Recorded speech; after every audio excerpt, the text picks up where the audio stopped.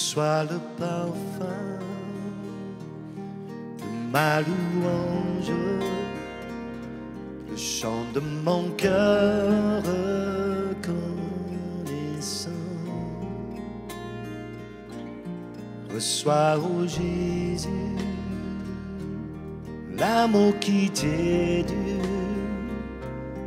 toute la gloire, Dieu tout-puissant. Je veux te louer, toujours t'adorer, sur le chemin et sur ma couche. L'ombre s'envole par ta parole, puis ta lumière est dans ma bouche. Reçois le parfum de ma louange, le chant de mon cœur reconnaissant. Reçois, ô Jésus, l'amour qui t'est dû, toute la gloire, Dieu tout-puissant. Nous sommes ton chant en éternel printemps, exhalant le son de ton nom saint. Tes enfants grandissent, s'épanouissent en mille couleurs dans ton jardin. Reçois le parfum de nos louanges, le chant de nos cœurs reconnaissants. Reçois, ô Jésus, l'amour qui t'est dû, toute la gloire, Dieu tout-puissant. Au creux de ton cœur, et non jamais ailleurs, pour être témoin, nous voici. Témoin de ta grâce, reflet de ta face, porte les fruits de ton esprit. On va monter, répand le parfum, la beauté de ton nom saint, aux confins de la terre, ton salut déverse la fragrance, la toute puissance de la magnificence de Jésus. Répand le parfum, répand le parfum, la beauté de ton nom saint, aux confins de la terre, ton salut déverse la fragrance, la toute puissance de la magnificence de Jésus, de la magnificence de Jésus, de la magnificence de Jésus. Prêcher, c'est un grand mot pour ce que je vais faire. Mais partager, oui. Et donc, en fait, j'étais chanteur, comme vous le savez depuis longtemps. Mais pendant des années, j'étais un peu frustré parce qu'il y avait une autre dimension en moi qui s'exprimait pas pas toujours en chantant. Mais j'étais dans cette boîte exo, chanteur. Je sais pas, est-ce que les gens vous mettent dans les boîtes parfois qui t'empêchent d'évoluer, de grandir? Et donc, petit à petit, j'ose partager et parler. Et parfois, les gens disent, mais tais-toi et chante. Parce que parfois, quand je parle, je peux déranger. Parce que de temps en temps, je constate que le corps du Christ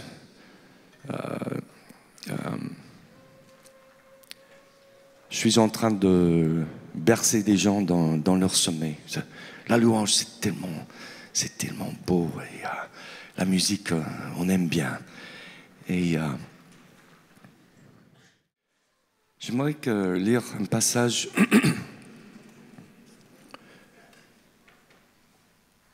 dans Ézéchiel 16, versets 4 à 6.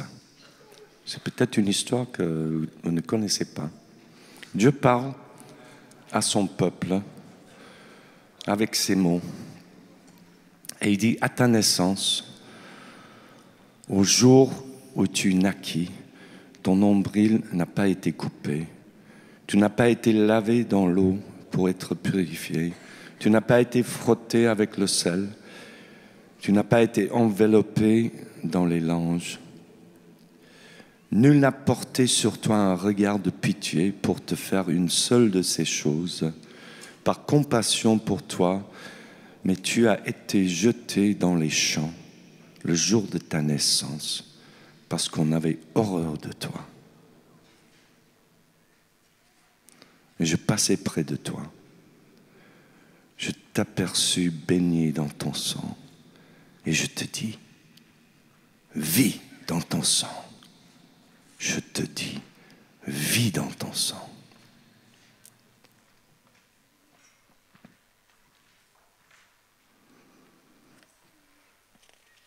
J'aimerais vous parler du silence de Dieu, d'un Dieu qui nous semble peu bavard.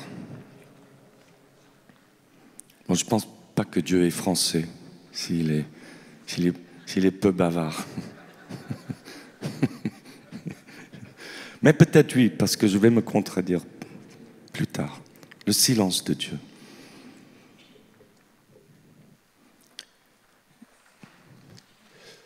Ouh là là, ça brille. C'est le soleil, je sais.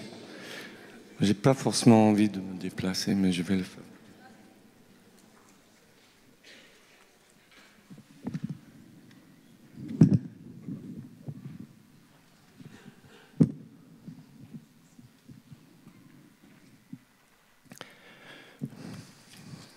Merci.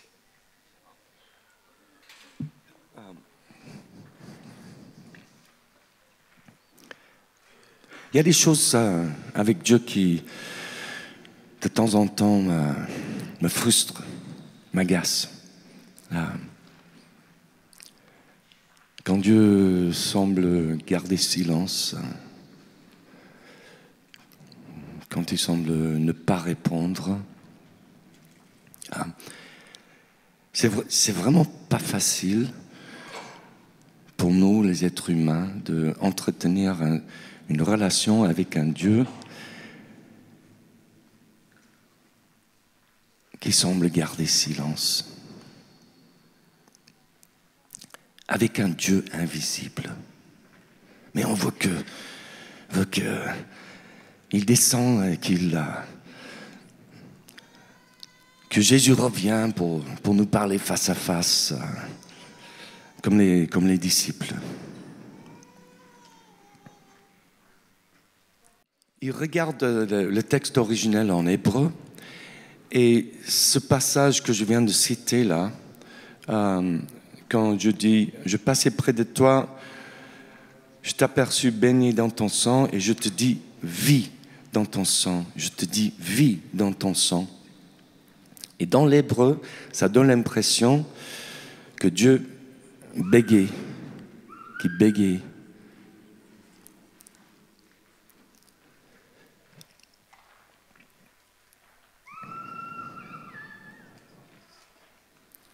Comme si même Dieu ne trouvait pas de mots.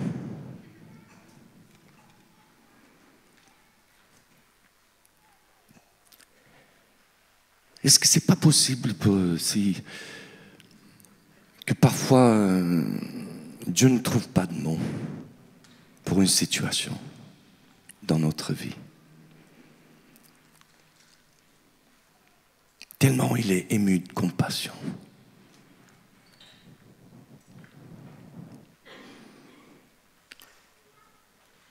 Vous étiez déjà avec quelqu'un qui souffrait, mais vraiment souffrait, qui était malade ou en train de mourir, ou juste après un accident, et vous ne trouvez pas de mots.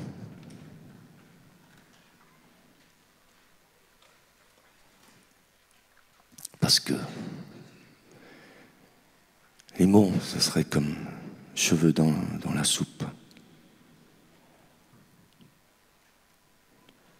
J'aimerais te proposer que le silence de Dieu est parfois comme ça.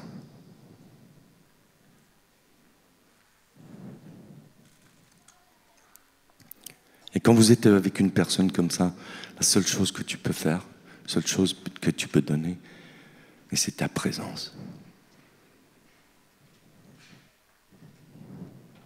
D'être là, avec.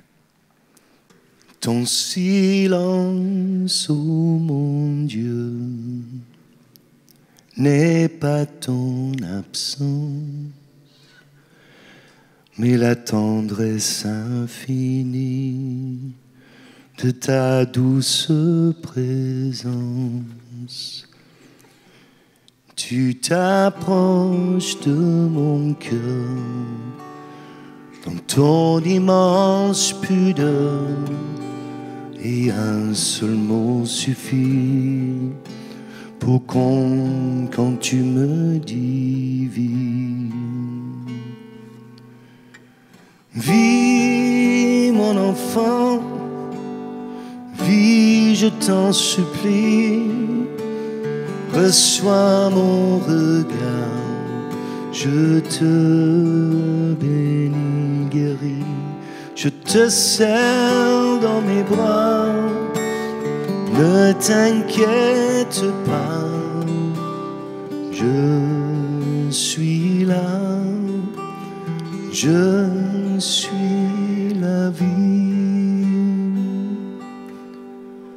Ton silence, ô mon Dieu, n'est pas ta colère, mais le signe mal compris de ta passion, mon Père.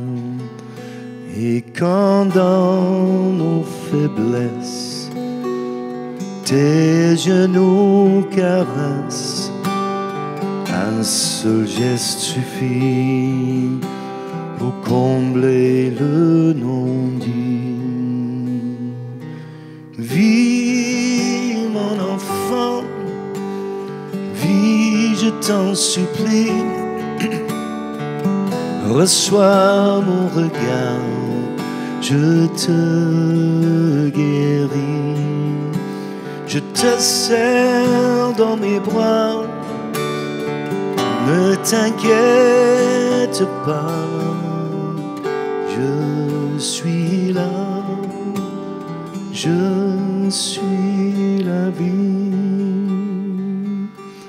Combien de fois, oh mon Dieu, ton cœur a pleuré et tu as patienté, prié la bouche fermée, ému de compassion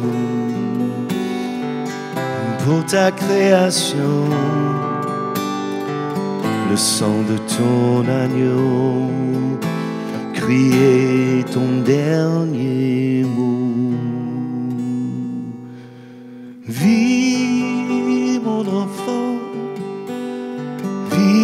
je t'en supplie, reçois mon regard, je te guéris.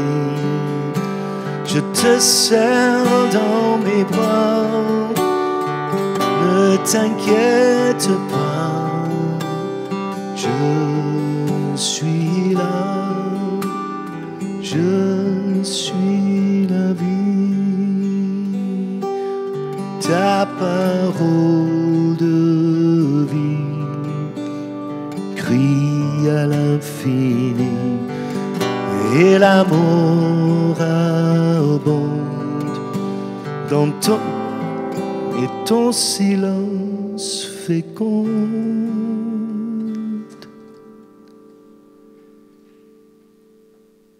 Vis mon enfant, vis, je t'en supplie, reçois mon regard, je te guéris, je te serre dans mes bras, ne t'inquiète pas, je suis là, je suis la vie, je suis là, je suis la vie.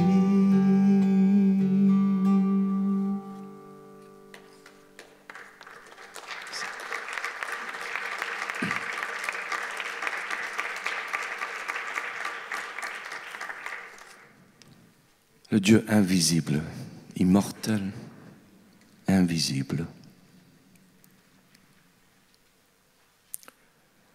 Parfois, ça pose un problème pour nous. On veut le voir. Ouvre les yeux de mon cœur.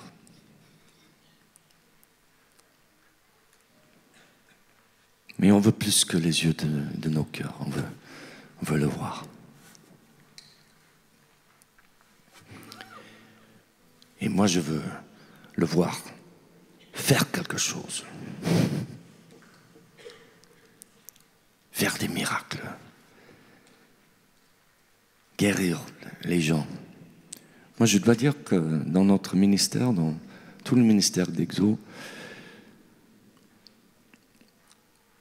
je ne sais pas s'il y a beaucoup de gens qui ont été guéris physiquement. C'est pas une grâce peut-être que Dieu nous a donnée ou je ne sais pas. Mais parfois je suis frustré qu'il y a des dimensions dans le ministère de la louange qui ne se manifestent pas et je veux voir des miracles. Et il y a des églises qui cherchent des miracles. En fait,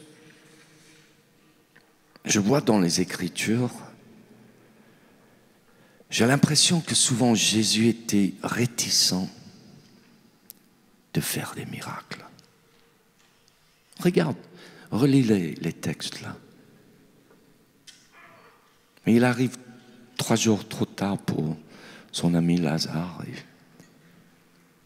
et il pleure. Je me demande pourquoi il pleure. Il aurait pu arriver plus tôt et ne pas pleurer, quoi.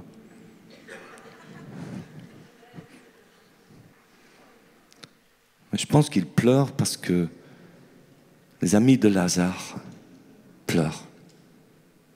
Et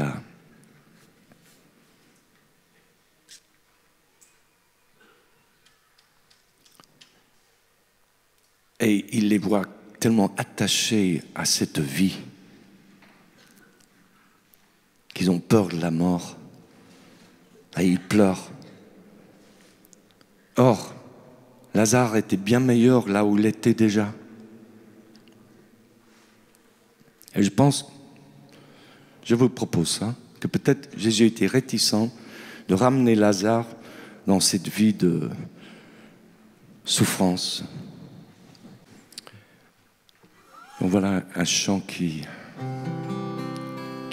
exprime ce désir que j'ai de voir des miracles.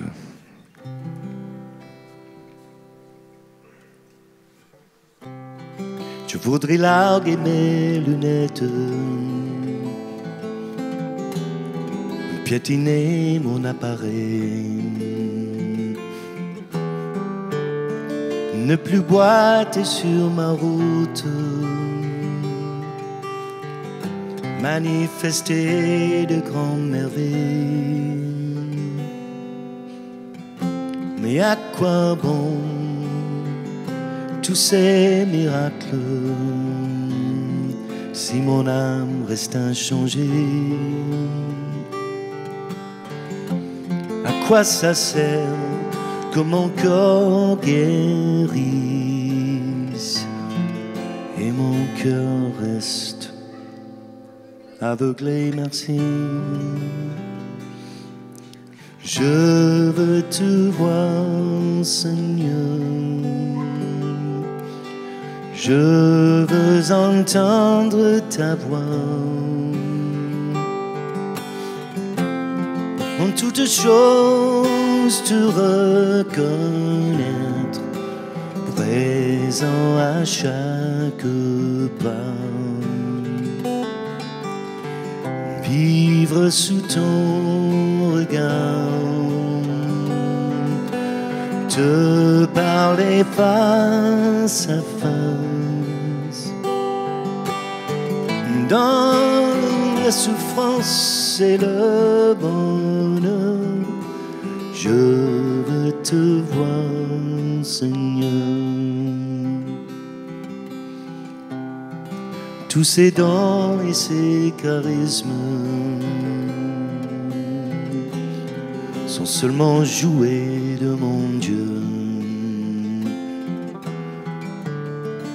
qu'il déverse par tant de signes dans les cieux et sur la terre, pour que le monde croit en lui et en son Fils, son bien-aimé. Montre-moi mon nom écrit, gravé sur tes mains percées. Je veux te voir, Seigneur. Je veux entendre ta voix. En toutes choses te reconnaître, présent à chaque pas. Vivre sous ton regard, te parler face à face. Dans la souffrance et le bonheur, je veux te voir, Seigneur.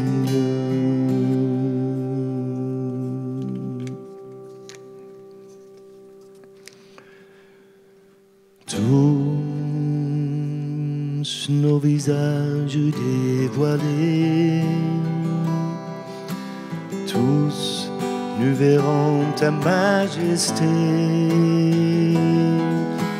non par la foi, mais en vérité. L'agneau immolé, Christ le ressuscité, l'agneau immolé, Christ le ressuscité.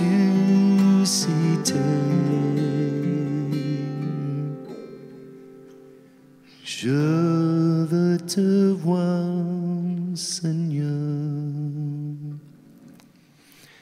Je veux entendre ta voix.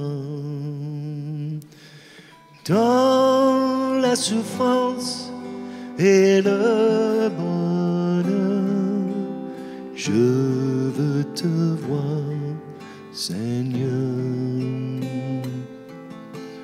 Je veux te voir, Seigneur.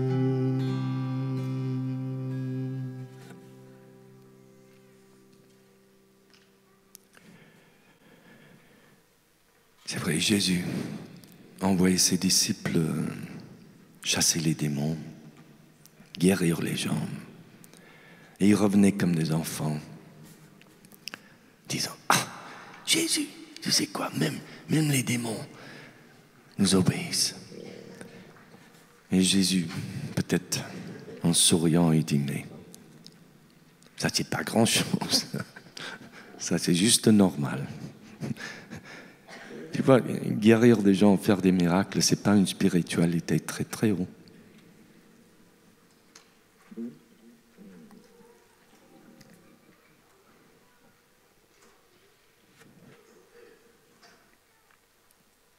Et il dit, ne réjouissez pas de ça. Réjouissez-vous que vos noms sont écrits, que vous êtes connus. En Romains, chapitre 10, verset 17, c'est écrit, « Ainsi la foi vient de ce qu'on entend, pas de ce qu'on voit. » La foi vient de ce qu'on entend, et ce qu'on entend vient de la parole du Christ. La parole était avant la création visible. C'est par la parole que Dieu a tout créé. Et il avait la foi en sa parole. Il avait de la foi. Il voyait des choses avant qu'ils existaient. Et Dieu nous demande la même chose. C'est pour ça que j'ai souvent demandé, mais pourquoi la foi et pas la vue est si important pour Dieu? Mais je ne sais pas, sauf que Dieu est un Dieu de foi. Et il a tout créé par la foi. Il a vu dans son imagination, et puis il a parlé. Et c'est la même chose pour nous. La puissance de nos paroles, la puissance de la vie et la mort est dans nos bouches. Et Dieu nous donne aussi cette capacité. Mais mettez-vous à la place de Dieu invisible. Comment est-ce qu'un Dieu invisible va parler? Comment est-ce qu'il va se révéler? Comment est-ce qu'il va se montrer? Mais il le fait par l'incarnation. Le Dieu invisible devient visible par l'incarnation. Et pas juste l'incarnation de Jésus, son Fils, qui était l'ultime. L'incarnation. D'abord la création.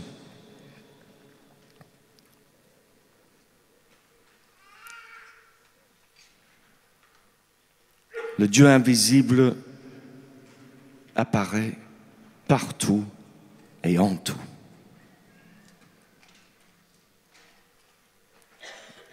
Donc, quelque part, il n'est pas si invisible que ça. Mais nous sommes aveugles.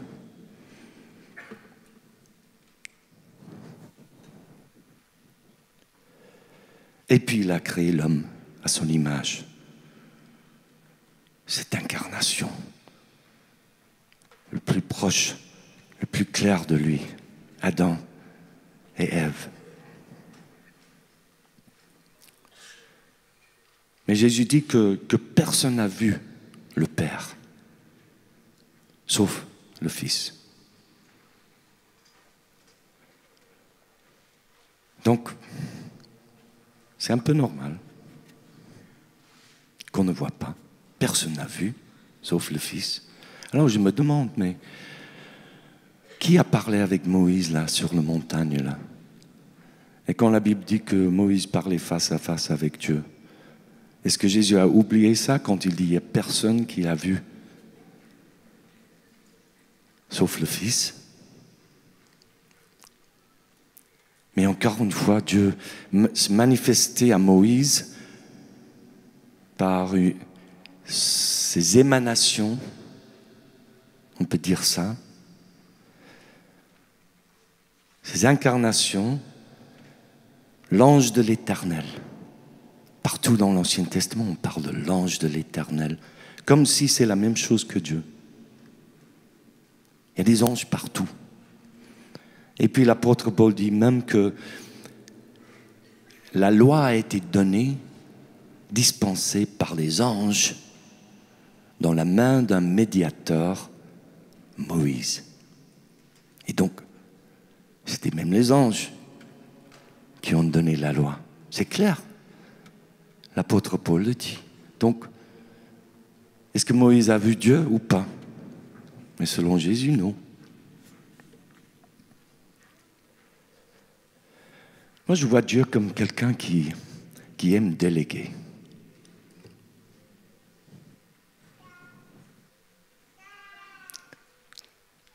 Un Dieu qui ne veut pas faire tout lui-même. Il crée des anges, il crée l'homme et il veut déléguer les choses. Et il s'incarne pour se révéler.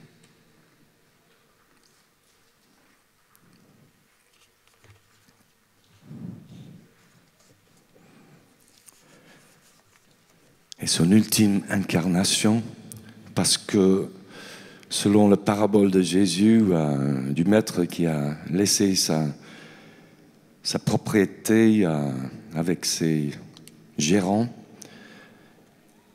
et qui faisait mal, mais il a envoyé des prophètes. Il s'incarnait dans ces prophètes pour se révéler. Et puis, mais Israël n'a pas écouté ses messagers. Et donc il dit, je vais envoyer mon fils. Je suis sûr qu'ils vont écouter mon fils. Je suis sûr qu'ils vont reconnaître mon fils. Et puis il maltraite le fils et il le met à mort. J'aimerais parler aussi de Dieu qui nous semble passif dans les situations. Pourquoi Dieu n'a pas arrêté l'Holocauste, les guerres mondiales? Pourquoi? C'est la question de beaucoup de gens, même des chrétiens, mais surtout des non-chrétiens. Pourquoi, si Dieu est bon, la souffrance dans le monde? J'étais au Cameroun dernièrement avec Laura pour une tournée là-bas et j'étais à la radio pour faire une interview et l'homme qui me précédait dans une interview, c'était un grand politicien de là-bas. Heureusement, j'ignorais le fait qu'il était grand politicien. Je lui parlais comme s'il était une personne comme tous les autres, quoi. Et j'ai parlé de Dieu avec lui. Vous êtes chrétien? Pas trop. Je m'intéresse pas trop à l'Église. Moi, je vois ce Dieu qui reste avec ses bras croisés, qui ne fait rien dans nos situations. Donc, ça ne m'intéresse pas. Il voyait un Dieu passif. Et quelque part, il a raison. Est-ce que je peux défendre la passivité de Dieu devant vous ce matin? Hein? Moi, j'aime défendre Dieu et parfois, ça dérange les gens. Une dame m'a dit quelque chose qui m'a étonné. Elle dit, Chris, j'ai jamais vu quelqu'un qui aime Dieu comme toi. Je pense que c'est pas vrai. Je me vois pas comme ça. Mais c'est parce que dans mes discussions avec elle et avec d'autres personnes, mais je défendais Dieu. Je dénonçais les mensonges concernant Dieu, même les mensonges qui sont dans l'Église, et je défends Dieu et ça dérange les gens. Donc, je vais défendre la passivité de Dieu comme j'ai fait avec cet homme. J'ai dit, est-ce que vous voulez entendre mon point de vue sur ça? Il a dit, vas-y. J'ai dit, dans le temps, Dieu faisait beaucoup de choses. Il intervenait sur la terre avec son peuple par un déluge, si c'est vrai, je veux bien croire, je ne comprends pas. Je suis content que Dieu l'a dit, plus jamais je ferai ça. Un Dieu qui se repent. Mais il y a...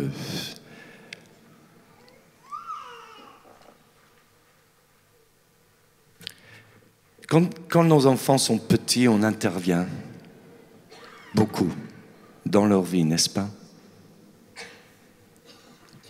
À un certain âge,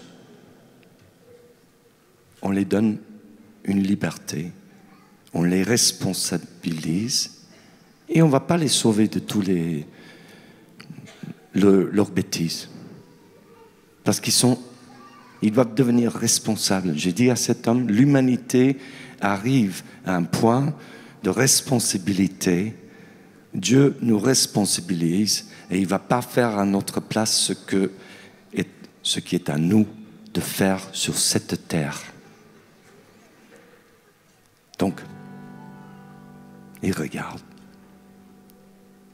Peut-être il pleure. Même sur la croix. Mais où était Dieu? Où était le Père? Ça se passait dans le silence.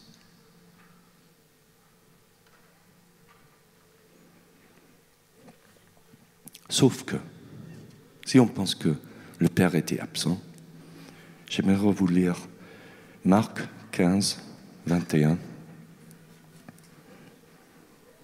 Ils forcèrent à porter la croix de Jésus un passant qui revenait des champs, Simon de Cyrène, père d'Alexandre et de Rufus.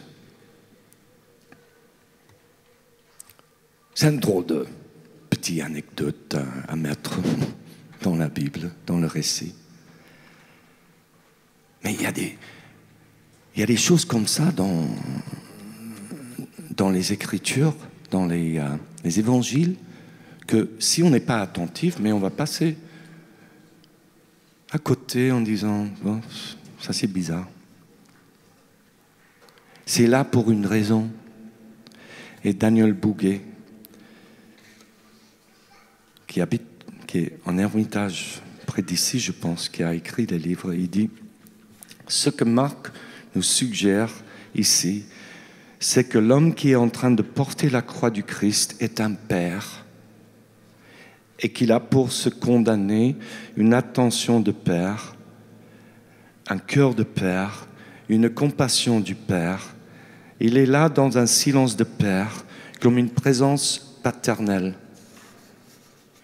Ainsi pour le Christ, c'est son Père qui s'est approché à travers ce simple Père humain, tout humblement, invisiblement à travers cet homme visible, en silence à travers cet homme de silence, le soutenant à travers le soutien de cet homme, rythmant son pas au rythme de sien et portant ainsi sa croix. Dieu s'incarne.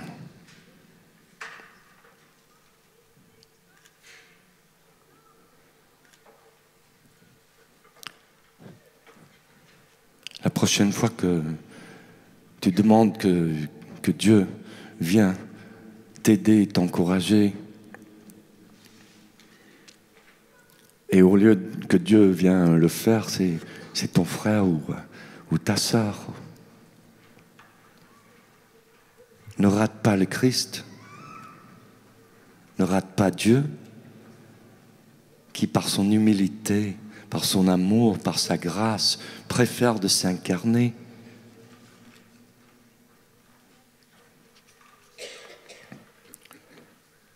Je vais terminer. Je vais dire, Dieu n'est jamais silencieux. Dieu n'est jamais invisible.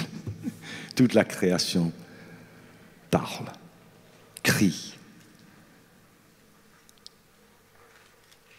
Mais nous sommes tellement coupés de la création qu'on n'observe pas, on n'entend pas. On a un énorme figuier dans notre nouvelle maison, et avec des figues qui vont mûrir bientôt là.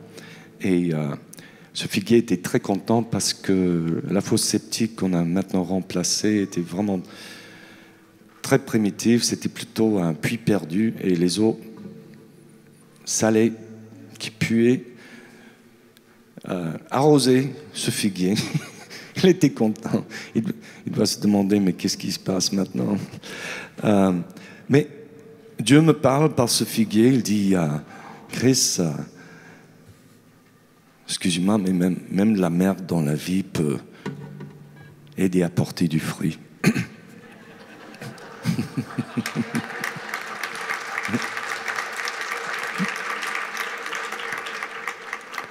Dieu me parle ainsi. Hein. Je ne sais pas pour vous. Hein. Et il dit, regarde le fruit, c'est pas encore mûr. Il y a des choses dans ta vie qui ne sont pas encore mûres. Il y a des situations qui ne sont pas encore mûres. Dieu parle. Il y a des oiseaux, des martinets noirs qui migrent de l'Afrique centrale jusqu'à chez nous. Toute une colonie qui sont là. Ils choisissent toujours la même maison, les mêmes nids. Ils reviennent chaque année depuis des générations, je ne sais pas combien de temps, cette colonie est là. Ils ont choisi notre maison comme repère parmi toutes les autres maisons. Et ils tournent autour, ils font des acrobates de l'air, ils crient, ils font un spectacle. Bon, maintenant, ils sont partis en Afrique. Il me manque, sauf les crottes à l'entrée, quoi. Et Dieu me parle, il dit, il y a un temps pour tout, Chris, et je te lie avec l'Afrique que tu aimes tellement par ces oiseaux. Il y aura un temps où tu vas retourner en Afrique, quand c'est le moment, mais pour l'instant, tu es là. Dieu me parle ainsi, et il me parle sans cesse. Il se manifeste de maintes manières dans ma vie. Et puis, il se manifeste par son corps. Nous sommes le corps du Christ. Excusez-moi, mais la tête qui est le Christ, s'il n'a pas un corps, il ne peut rien faire sur cette terre. Une tête coupée du corps ne fait rien. Dieu nous attend, son corps, dans ce monde. Nous sommes ses mains, nous sommes ses pieds, nous sommes ses oreilles, nous sommes son regard. Nous rendons le Dieu invisible visible dans ce monde d'une manière que même la nature ne peut pas faire. Et notre espérance, dans notre frustration parfois de ne pas entendre et un Dieu silencieux, de voir, c'est que ça ne va pas toujours être comme ça. Aujourd'hui, nous voyons au moyen d'un miroir, d'une manière obscure, mais alors nous verrons face à face. Aujourd'hui, je connais en partie, mais alors je connaîtrai comme j'ai été connu. Bien-aimés, nous sommes maintenant enfants de Dieu. Et ce que nous serons n'a pas encore été manifesté. Mais nous savons que lorsque cela sera manifesté, nous serons semblables à lui parce que nous le verrons tel qu'il est. Toutes les extrémités de la terre penseront, se souviendront de l'Éternel et se tourneront vers lui. Toutes les familles des nations se prosterneront devant sa face. C'est notre espérance qui est là pour nous encourager. J'aimerais qu'on termine avec un chant.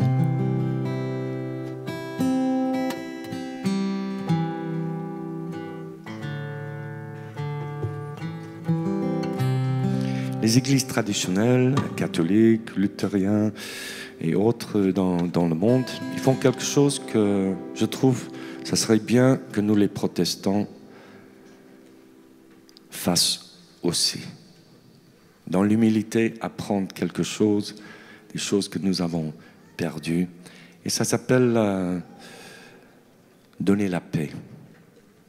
C'est après le pardon dans la messe, après la communion, mais donnez-vous la paix. Et on va vers quelqu'un, et on les regarde dans les yeux, on dit la paix du Christ. Et on reconnaît, excuse-moi, mais on reconnaît le Christ en notre voisin, le Dieu visible. J'aimerais qu'on se mette debout. Et je vais vous apprendre ce petit refrain. Et pendant que je chante les couplets, que vous circulez un peu ou bien vous regardez à votre voisin et vous dites la paix du Christ. Donnez la paix face à face. Soyez le sourire de sa grâce, ce beau reflet de sa beauté. Priez, donnez la paix. Ah, j'ai oublié les paroles, ils sont là quelque part. Nous sommes la lumière du monde. Chacun de nous une étoile. Lorsque le pardon abonde, son visage se dévoile. Donnez la paix face à face. Soyez le sourire de sa grâce, ce beau reflet de sa beauté. Priez, donnez la paix. Le corps du Christ dans le monde, nous sommes ses mains et ses pieds, source de vie qui l'inonde, l'évangile incarné. Donnez la paix face à face, soyez le sourire de sa grâce, ce beau reflet de sa beauté. Priez, donnez la paix. Franchissez toutes les frontières, proclamez tous ses bienfaits, partout jusqu'au bout de la terre. Allez donner la paix. Chantez ensemble. Donnez la paix face à face. Soyez le sourire de sa grâce, ce beau reflet de sa beauté. Brille